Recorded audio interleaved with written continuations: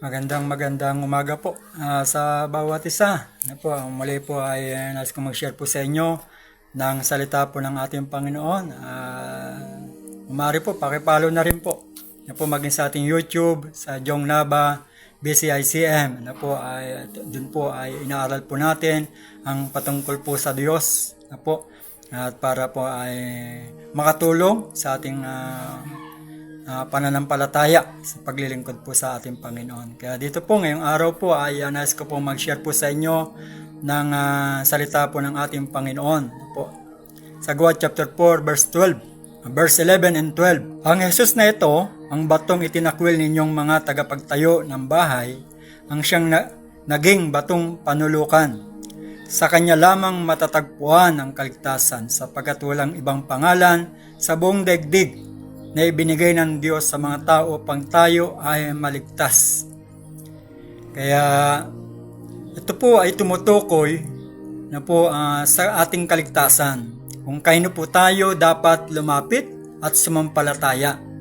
Kaya dito po sabi ng verse 12, sapagkat walang ibang pangalan sa buong daigdig na ibinigay ng Diyos sa mga tao upang tayo ay maligtas. Sa Kanya lang dapat. Kaino po yun? Kay Jesus Christ, Doon po sa anak po ng Diyos. Doon po tayo lalapit para po sa ating kaligtasan, Kaya nga po napakalaga po nito ang maintindihan po natin na kailangan natin sumampalataya sa ating Panginoong Hesukristo. Dahil kapag hindi tayo sumampalataya sa Panginoong Hesukristo, kapatid, sino ang magliligtas sa iyo? Sino magpapatawad sa iyong mga kasalanan? Sino ang makikipag-ugnayan sa iyo sa Diyos para ikaw ay patawarin sa kasalanan? Sino ang makikiusap sa iyo sa Diyos Ama para ikaw ay makapasok sa kaharian ng Diyos? Sapagkat sabi po rito, sa pangalan po ni Jesus matatagpuan ang kaligtasan. Sa Kanya lamang po daw makikita, sapagkat sa buong daigdig, sa Kanya lamang ibinigay ng Diyos ang kaligtasan ng mga tao. Kaya nga po, napakalaga na maintindihan po natin, sapagkat hindi po ito biro, dahil dito po nakasalalay ang ating kaligtasan. Kaya nga po, at pagdating sa kaligtasan po natin, ay wala tayong may pagmamalaki sa Diyos. Kaya nga po, sino man. Kaya nga sabi po nga po ng Efeso chapter 2, sapagkat dahil sa kagandaang loob ng Diyos, kayo ay naligtas sa pamagitan ng pananampalataya. At ito'y kaloob ng Diyos, hindi mula sa inyong sarili. Hindi ito bunga ng inyong mga gawa, kaya't walang may pagmamalaki ang sino man. Kaya nga po yung kaligtasan, hindi po natin ito tinarabaho para tayo ay maligtas, para tayo ay mapatawad ang ating kaya nga tayong mga tao, wala tayong kakayanan na mapatawad ang ating mga kasalanan. Hindi natin ito kayang bayaran sa pamagitan ng mabubuting gawa o bayaran man natin ang pera natin.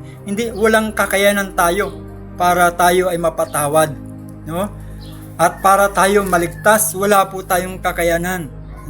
Kaya napakalaga sa buhay nating mga tao, tayo ay sumampalataya sa Panginoong Hesukristo. Kaya nga sabi nga ng ating Panginoong Hesukristo sa John chapter 14 verse 6, ako ang daan, ang katotohanan at ang buhay.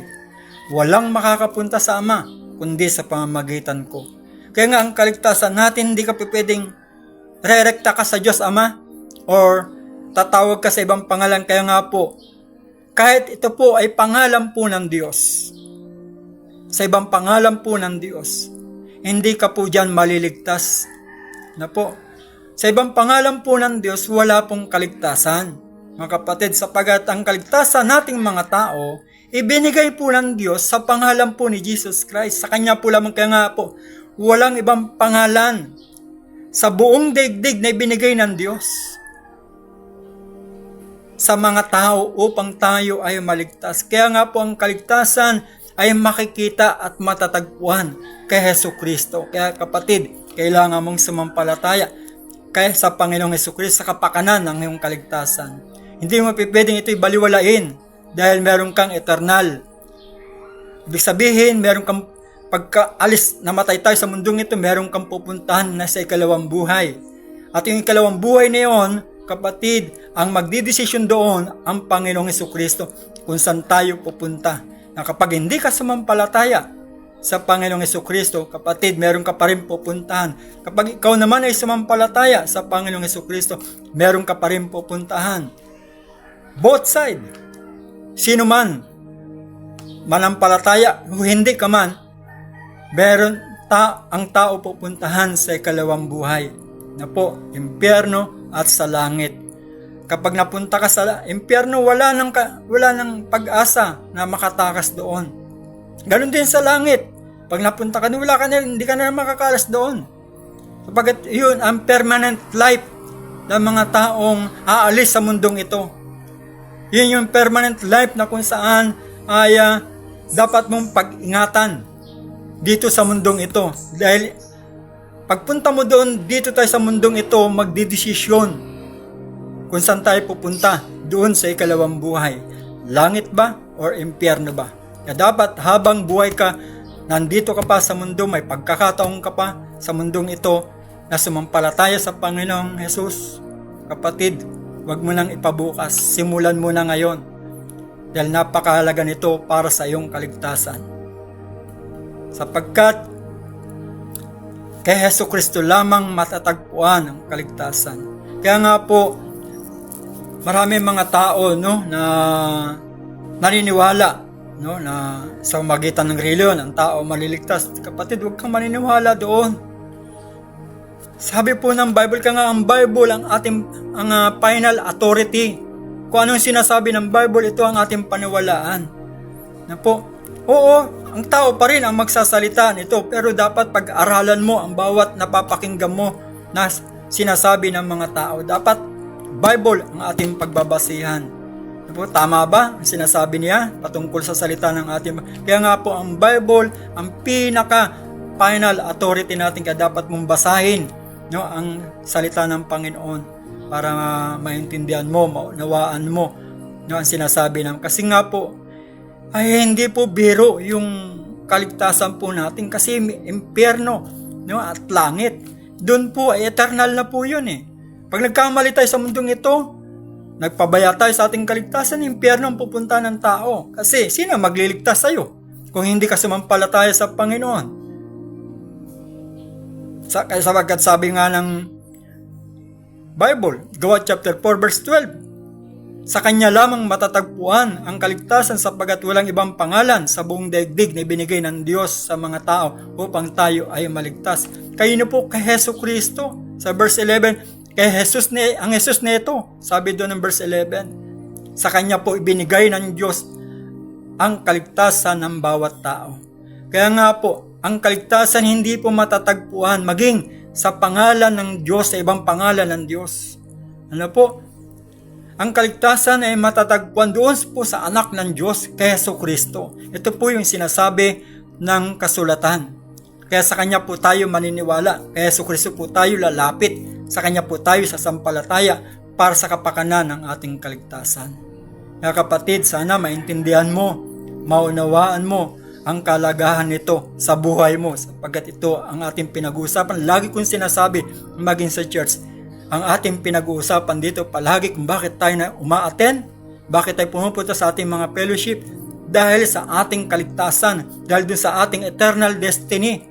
Kaya nga pag nagkamali tayo sa mundong ito, nagpabaya tayo sa mundong ito, kapatid, hindi biro ang eternal life, kasi eternal na po yon. Hindi biro po yun. Kaya huwag natin sayangin yung pagkakataon na magkamali tayo sa mundong ito, na pagdating mo doon tayo magsisisi, wala na. It's too late para sa mga taong namamatay na hindi sumampalataya sa Panginoong Hesukristo. May paghatol sa lahat. Sabi nga po ng John chapter 3 verse 36, may paghatol sa mga taong hindi sumasampalataya sa Panginoong Hesukristo. May paghatol po sa mga lahat ng tao. Kaya nga po namatay ang Panginoong Hesukristo dahil may paghatol. para bigyan tayo ng tsansa, bigyan tayo ng pagkakataon na huwag tayo mapunta sa impyerno sa pamagitan na po ng anak ng Diyos, sa pamagitan po ni Jesucristo. Tayo na po ay maliligtas. Kaya sana po ngayong umaga, kapatid, na po makatulong po ito sa iyo. Itong salita ng ating napapakinggan mo ngayon. Pag-aralan mo mabuti, unawain mo mabuti ang salita ito ng ating Panginoon. Kung sino ang makakatulong sa iyo pagdating sa kaligtasan, pagdating sa eternal life, pagdating mo doon, na po, sino ang makakatulong sa iyo. Kaya huwag mong babaliwalain, kapatid, ang kaligtasan ito para sa iyo na ibinibigay ng Diyos. Si Jesus ang iyong kailangan.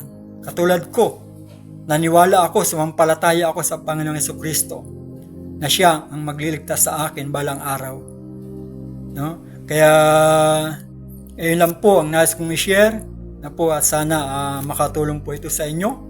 Po, sana po ay lagi po natin abangan ang mga bidyong ito, ang pangaral nito maging sa aking YouTube, sa Jong Nava BCICM. Sana po ay patuloy po kayong makinig ng salita ng Panginoon para lalo tayong lumago sa ating paglilingkod at pananampalataya.